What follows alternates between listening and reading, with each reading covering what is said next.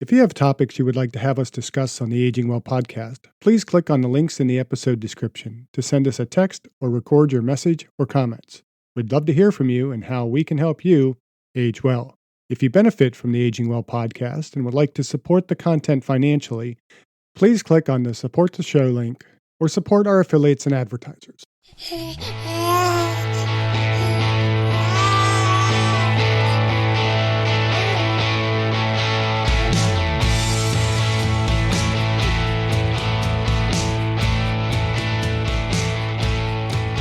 Welcome to the Aging Well podcast. I'm Jeff Armstrong here with Corbin Bruton.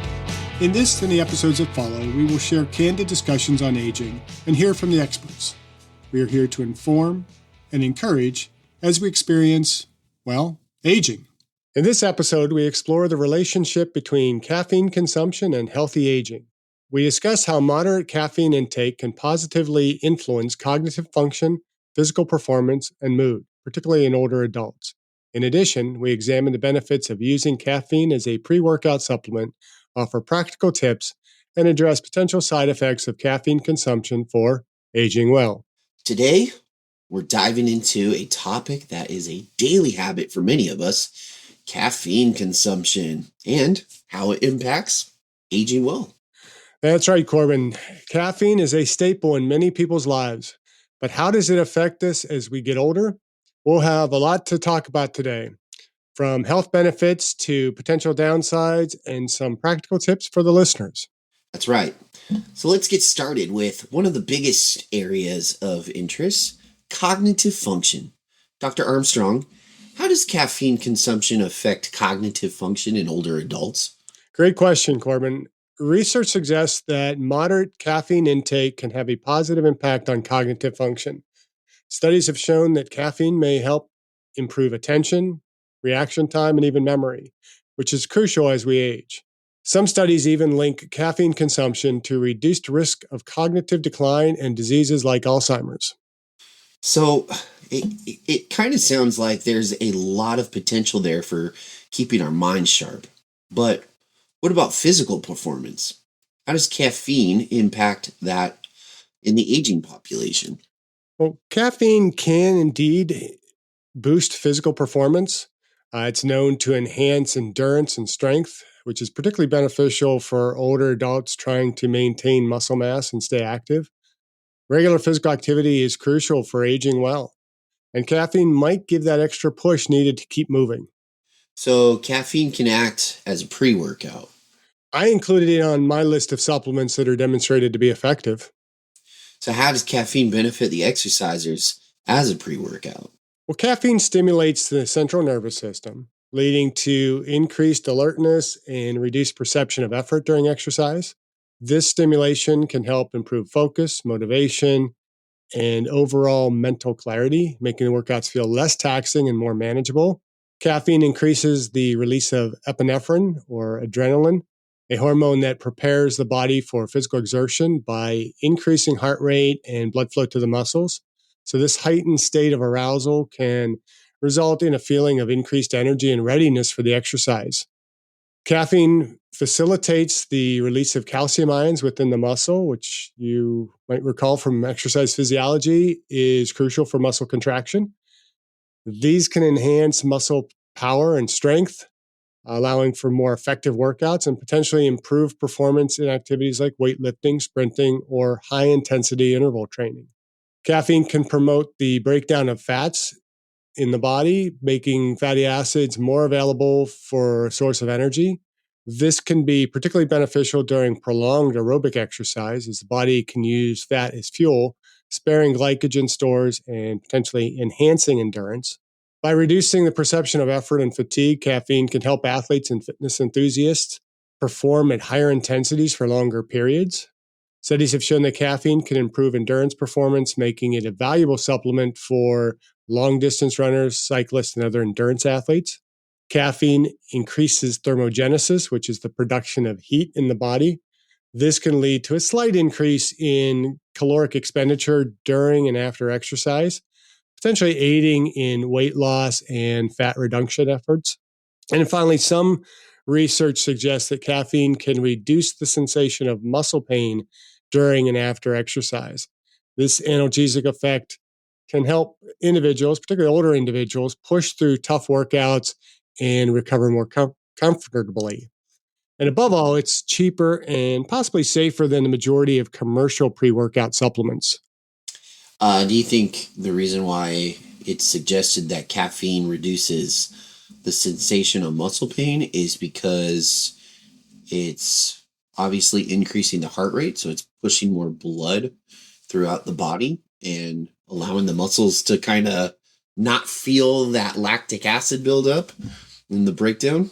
I don't think it's going to make it not feel the lactic acid. It may reduce the likelihood of producing lactic acid because we're able to rely more on fat stores. So we're moving out of that anaerobic glycolysis into more aerobic glycolysis, and actually even just an extent we're kind of skipping glycolysis altogether because we're utilizing fat and going to more oxidative energy metabolism. And so that's probably really what's going on there.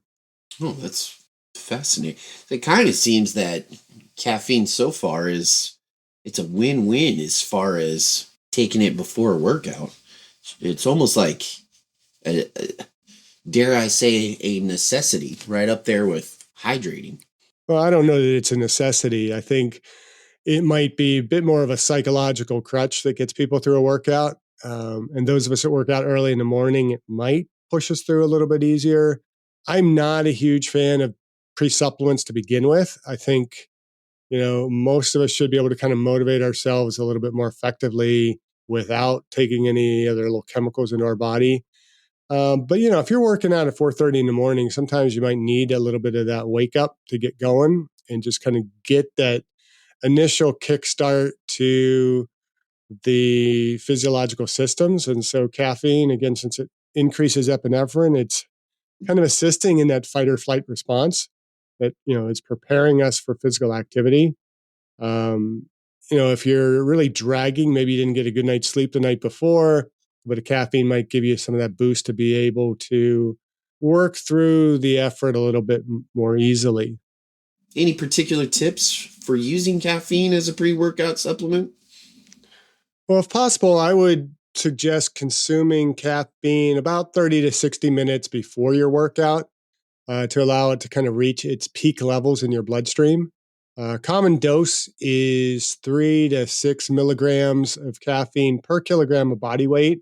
However, tolerance varies, so you want to really start with a lower dose and adjust as needed.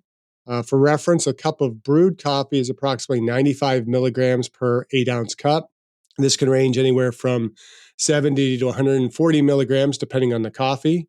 Espresso contains 63 milligrams per 1-ounce shot. So a typical double shot of espresso contains roughly 125 milligrams. Instant coffee typically contains about 30 to 90 milligrams per 8-ounce cup. Now, caffeine is a diuretic, so ensure that you stay well hydrated before, during, and after your workout. Dr. Armstrong, any recommendations for how to consume caffeine pre-workout?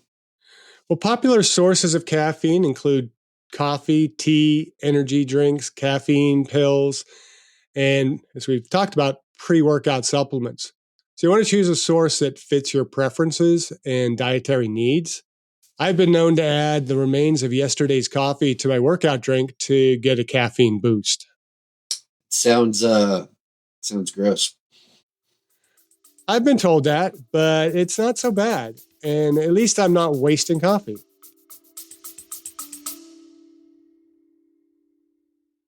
I discussed my epigenetics test with True Diagnostic co-founder Hannah Wendt in episode 162. Epigenetic testing measures baseline and changes in your pace of aging, giving you the power to steer your anti-aging or health and wellness journey in the right direction. I learned that I am aging well. Click on the affiliate link in the episode description, use the promo code AGEWELL, and receive a 12% discount on your epigenetics test and monitor your pace of aging.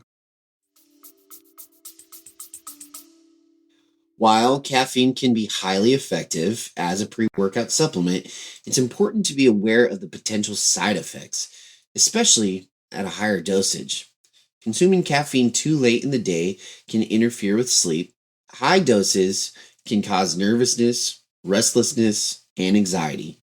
Caffeine can sometimes cause stomach upset or acid reflux. Individuals with cardiovascular issues should consult with their healthcare provider before using caffeine as a supplement. So I would consider caffeine acts as an effective pre-workout supplement for enhancing mental alertness, energy levels, muscle contraction, fat mobilization, endurance, and thermogenesis. But like any pre workout, it's essential to use it responsibly to maximize benefits and minimize potential side effects. Yeah, I agree. Now, moving on with mental health.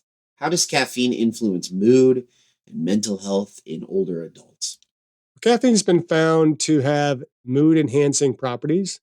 It can help reduce the risk of depression by increasing the production of neurotransmitters like dopamine and serotonin.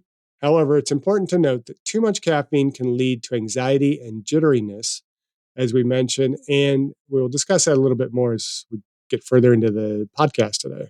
Right. Balance is key. So let's talk about the pros and the cons of caffeine consumption for older adults.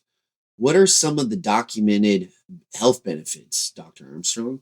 Well, aside from the cognitive and physical performance benefits, moderate caffeine consumption has been linked to a lower risk of Parkinson's disease and some cancers. It also has antioxidant properties that can protect cells from damage. Those are significant benefits. But on the flip side, what are some potential negative effects of excessive caffeine consumption? Well, excessive caffeine can lead to several issues, especially in older adults. It could cause insomnia, which disrupts sleep patterns and impacts overall health. It can also lead to increased heart rate and blood pressure, which are concerns for people with cardiovascular issues. We talk about sleep hygiene a lot on the Aging Well podcast. Sleep is so important, especially as we age. How does caffeine impact sleep patterns in older individuals? Caffeine can stay in your system for several hours, so consuming it too late in the day can interfere with falling and staying asleep. Older adults often experience changes in sleep patterns, and caffeine can exacerbate these issues, leading to poorer quality sleep. That's a great point. So, what are the current guidelines for caffeine consumptions in older adults?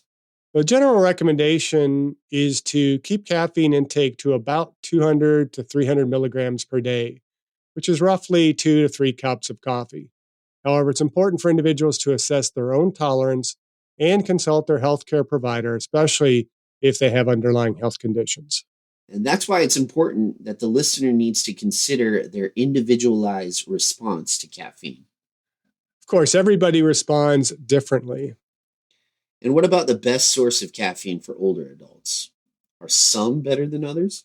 Well, coffee and tea are considered the best sources because they contain beneficial antioxidants and other compounds. Energy drinks should generally be avoided due to their high sugar and artificial ingredient content.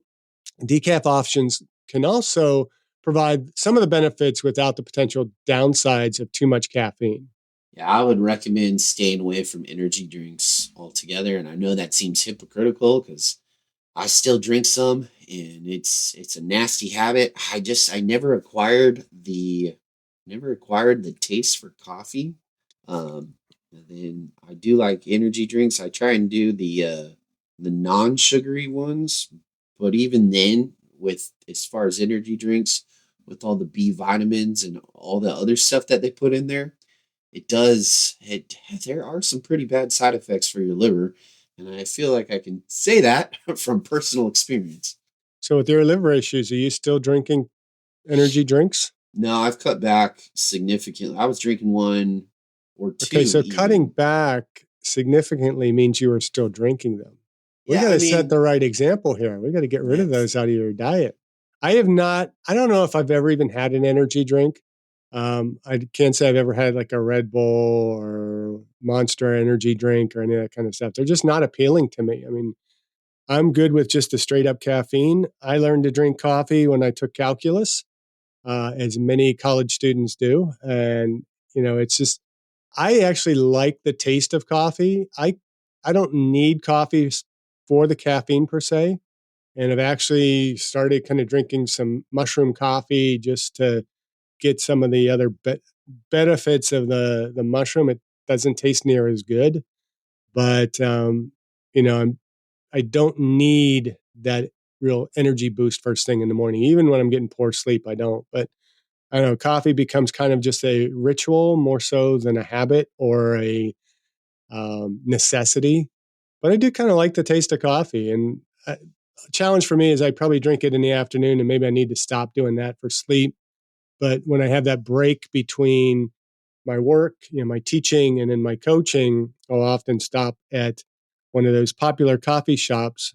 And actually, I'm going to give a plug for it. The Starbucks in Westland on Salamo has a phenomenal staff, and I just enjoy going there because they know you by name, they know what your drink is going to be, and I can sit in there and I can be comfortable and just do a little bit of work before I have to go into either pick up my daughter from school or start my coaching. And so I just like going there. I maybe should start drinking something else, but it's going to get a tall coffee, sit there and do some work. So it's not too bad. But coffee is kind of my preferred. Energy drinks are just not in my ballpark. I'm trying to avoid drinking pop or soda, whichever region of the country you come from. And, so try not to get much caffeine from that. But there are some, pops and sodas that have significant amount of caffeine as well. But there's all the other sugary side effects, or if it's a diet pop, then you're going to be dealing with some of the other chemical issues that go into that. And coffee is really one of the purest sources. Coffee and tea are the purest sources of caffeine. And because there's so much other food benefit from it, there's antioxidants and the various compounds, and we'll talk a bit more about some of these different compounds in coffee that make it beneficial. Um, I think if it doesn't give you a problem, a cup or two of coffee a day can have some positive benefits for individuals, especially if we're attempting to age well. It's funny. We were talking about individuals and their caffeine sensitivity, and just kind of be aware of that. And I don't know. When I do drink coffee, and I'm not a fan of the taste, it does have a weird effect on me where I get a little sleepy after drinking it, which is interesting. But then tea, like I love green tea. Green tea is awesome. And it's one of the highest caffeinated um, out of all the other tea there are. But it's really interesting. So I feel kind of mellow with green tea. But if I have Earl Grey, which is just classic black tea, right? My heart feels like it's going to jump out of my chest. And then I kind of get a little lightheaded too. Almost, it's really interesting how the different teas affect me, especially if you take it on an empty stomach. And I don't know. So I stopped drinking teas in the morning because I was doing that for a little bit, and I kept getting lightheaded. Well, I think you could be dealing with a hypersensitivity to it that can have impacts on how we're managing our blood glucose levels, and that might be why you kind of tend to get sleepy with it. Again, I think the best recommendation is for people to do what is best for them. I mean, we're not giving any health recommendations here. We're not giving any nutritional recommendations. We're kind of just talking about the pros and cons of caffeine consumption and what sources are going to be best for us to get that little boost of caffeine. And if caffeine is or or if we are hypersensitive to caffeine, then avoid it. We don't probably need it. If we can tolerate it, then what flavors of caffeine, you know, fancy us the most, which don't give us the stomach upset and some of the gut issues that some people might have with various types of caffeine. So, yeah, take this as a very individualized approach, and note that everybody's going to respond a bit differently. There are better benefits to some than others. And I think the more you get to a natural food substance, the better it's going to be. And the more you get into those canned chemical, bottled chemical beverages, the the more you're going to be running into added chemicals and colorings and things like that are going to be less beneficial for your health. That's good to know. Let's talk about special considerations. Several of our guests have discussed the effects of different categories of drugs on our health and aging well. Well, how does caffeine interact with common medications that older adults might be taking? Well, caffeine can interact with several medications, including those for heart conditions, depression, and anxiety. It can increase the side effects of certain medications. So it's most crucial for older adults and then say younger adults as well to discuss their caffeine consumption with their healthcare provider. Yeah, that's really important information. I recall Dr. Neustadt recommending that we discuss our drug interactions with our pharmacist. Yeah, and I would agree with that. That is a great recommendation. Most doctors are not going to be aware of all potential interactions. And so a pharmacist is going to be really your best source to know what interactions are we going to have among the different drugs that we might be taking. Now, what about hydration and nutrient absorption? Well, as we've already mentioned, caffeine is a diuretic, which means it can lead to dehydration if not balanced with adequate water intake. It can also interfere with the absorption of certain nutrients, such as calcium, which is vital for bone health in older adults. Let's wrap up with some practical tips. What strategies can older adults use to balance the benefits of caffeine with the potential drawbacks? Well, start by monitoring your caffeine intake and how it affects you. Try not to consume caffeine late in the day to avoid sleep disturbances. And also balance caffeinated drinks with plenty of water to stay hydrated. And consult with your healthcare provider to ensure your caffeine habits are safe given your health conditions and medication. Hey, Dr. Armstrong, I just thought of one more source of caffeine. What's your take on the little tiny B vitamin shots? Typically, those have caffeine with them. Do you would you recommend that for someone other than an energy drink? Again, we're getting into those chemical mixes that are probably less healthy for an individual. I'd have to probably look at each one of them individually.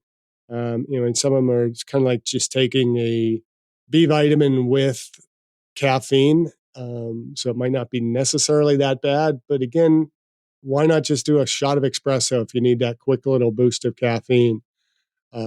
I'd prefer, again, always going with a more natural source as opposed to any of these small little shots and, you know, other means of kind of consuming caffeine. Even tablets, I'm a little bit leery of taking caffeine tablets because you can overdo those. And I've had experience with coworkers overdoing both coffee and no dose tablets and kind of having to go in the ambulance in the hospital because their heart just begins to race too much.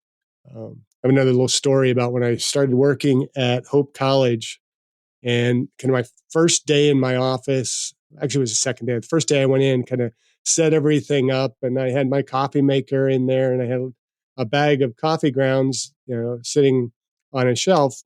I come in the next morning, and I noticed that there were coffee grounds kind of on my desk, and I was thinking, well, that's kind of rude.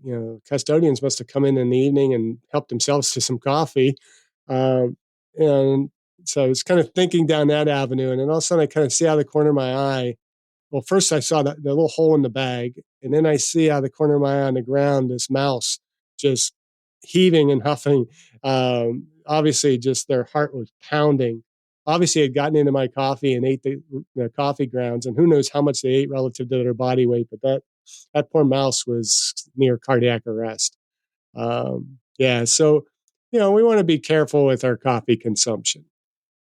Uh, okay, so what about coffee preparation per se? Some people like it hot, some people like it cold, some people like to use the white filters, some people like to use the brown filters. But what about those filters? I recall reading that the brown paper filters are better than the gold filters or the white paper filters. Is that true?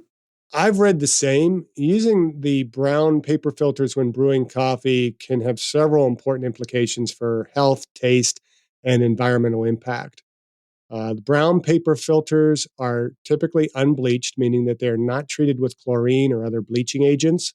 This reduces the risk of chemicals leaching into your coffee, which can be a concern with some white filters that are bleached. Paper filters in general help to remove certain compounds in coffee, such as caffeine and kaweol, I'm pronouncing those correctly, which are known to raise LDL cholesterol levels. By filtering these out, paper filters can make coffee a little bit healthier choice compared to methods that do not use paper filters like fresh press or espresso.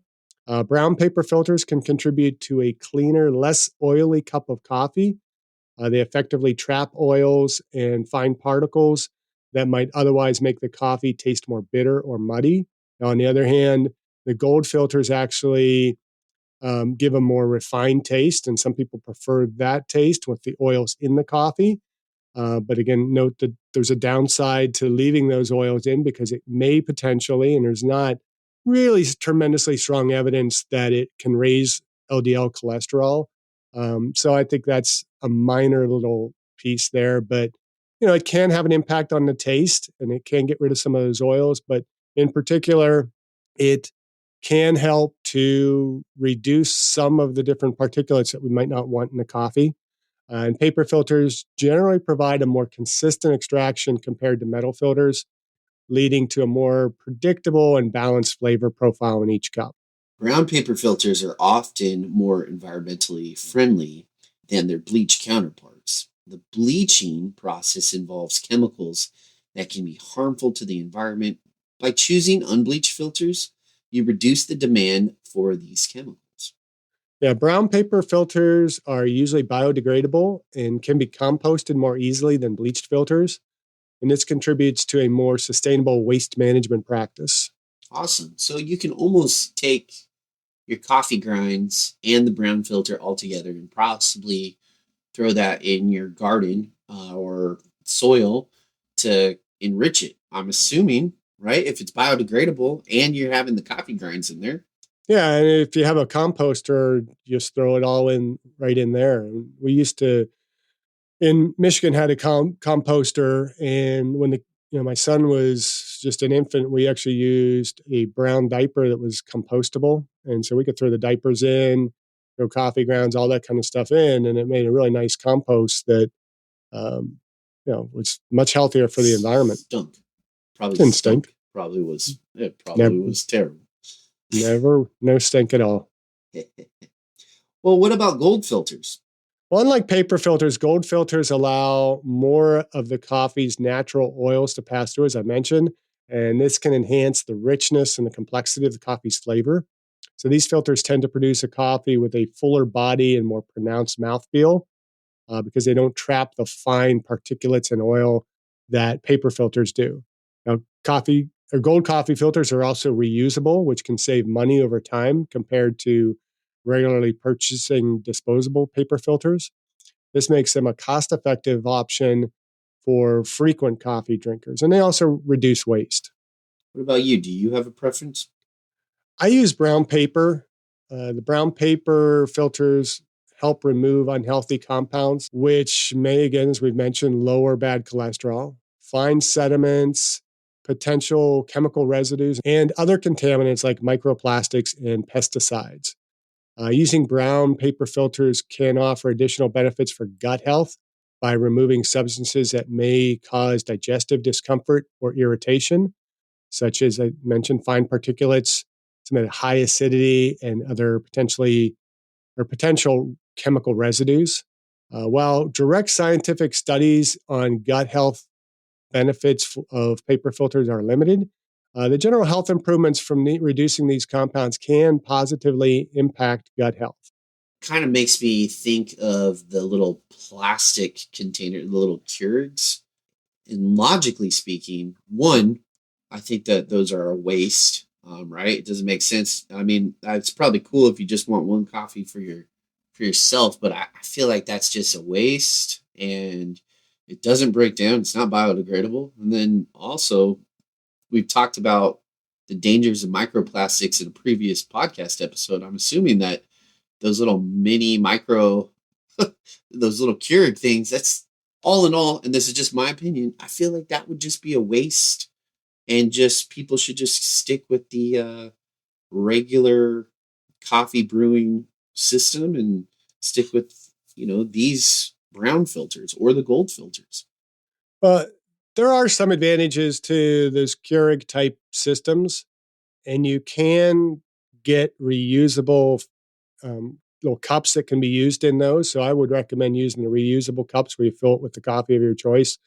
And they're capped and they just get reused. You wash them and you use them again and again and again. If you need a single cup, some brewers can brew a single cup. If that's you're more likely to be using, just drinking a single cup in the morning rather than a whole pot. A coffee maker that brews a cup at a time is probably a little bit more feasible than using either brewing a big pot and throwing that away, or using the Keurig type systems. You can also do a bit more of a French press version and brew a single cup, or there are certain kind of drip type systems that you can brew a single drip cup. It takes a little bit longer, and I find it a little bit more cumbersome. So really, the Keurigs are for convenience, and yeah, I think you need to really consider the impact that all of those disposable cups have on the environment and how we can find alternatives for that. Should have had my wife hop on here. She used to be a barista at a coffee place, and she knows all the different names, all the different types, all the different ways to brew it. And I don't know anything about coffee. So sometimes she'll be talking about these different types of coffee, and I'm like, I keep it simple. I don't order anything in my coffee, and I would add that a lot of these coffee drinks that you might buy at your popular local coffee shop have a tremendous number of calories in them when you're getting into the lattes and different other drinks. Some of them have a lot of caffeine that you might not be aware of, particularly as we go to some of these larger sizes. And so, really want to be a little bit careful with how we manage our coffee. And really, for the best health benefits, your coffee and tea should be consumed with the minimal amount of stuff added to it. Not adding a lot of cream. Cream can add a lot of calories. I remember a client that I've had a number of years ago who really worked out, both she and her daughter worked out really, really hard and were putting the effort in. And she'd kind of got to a stall in her weight loss goals. And she was frustrated. She couldn't figure out what was going on. And I knew she was exercising, burning a lot of calories because she came in, at least 3 times a week to work with us. And it's like, okay, well, let's look at your diet. What are you consuming? And so we go through her dietary recall. It's like, hey, you should be on par. You should be losing weight. I'm not quite sure what's going on here. And as the conversation went on, she brought up, drinking coffee and these wonderful creamers she had found. And I'm like, how many cups of coffee do you drink a day? And I think it was like 3 to 5 or something like that. And I said, and you put those creamers in them in every cup? She's like, oh yeah. I said, well, that might be your problem. Because she was putting these creamers in that, had a tremendous number of calories. And, as you start adding all those calories in, it can really work against some of the health benefits from the coffee. So I'm a black coffee only kind of guy. And I always love when I go into a coffee shop and they were, can I have a black coffee? And they said, would you like room for cream? It's like, do you not understand what a black coffee is? So be aware of that when you're consuming some of these caffeinated beverages, how many other calories, chemicals, and other things that are being added to that coffee. yeah, I have a similar story. When I was personal training, same thing. We person was putting in a lot of effort. And then they just kind of hit a stalemate in their weight loss journey. And I actually remembered that story that you just brought up. I remember you sharing that in some of the college courses. And that was the first thing. I just went right there. I said, "Do you drink coffee?" And they're like, "Yeah." And I was like, "Do you put a lot of creamer in it?" They're like, "Oh yeah, I put like pour it in." And I'm like, "Well, Creamer has a lot of calories, and they just kind of cut back on that, and the weight just started falling off. Just that little tiny tweak to their diet. It was pretty cool. So I actually have to give you kudos because instead of me sitting through and looking at everything they were taking in, I just remembered that story and I just went right for the coffee. I'm full of those stories when I teach. And I always tell the same stories over and over and over again. And you got to realize that particular story is at least 27, 28 years old. It goes back a long way now. And, but it's a valuable story in instructing people about baby steps and how those small little changes can add up dramatically. So if you are a coffee drinker and you've gotten the end of this episode and you're like, well, I knew all these stuff about coffee and I love drinking my coffee, but you're realizing, yeah, I put cream in every one of those cups of coffee. If you cut out one cup of coffee or that one serving of that cream that you're putting in, and you add that up over 365 days that you might be consuming caffeine in a year, that adds up to a considerable number of calories. Even if it's only like 25 calories in one of those creamers, it adds up over, multiply that by 365 days and then divide by 3,500 calories. And that will tell you kind of how much weight you can potentially be losing by cutting that, or how much you're gaining each year if that's in excess of your caloric needs. So kind of keep that in mind. I think it's all about finding that balance. Remember, aging well involves making informed choices, and caffeine is just one piece of the puzzle. So if you enjoyed today's episode, please subscribe and leave us a review. And feel free to click the link in the episode's description and support this podcast. And always remember, keep aging well.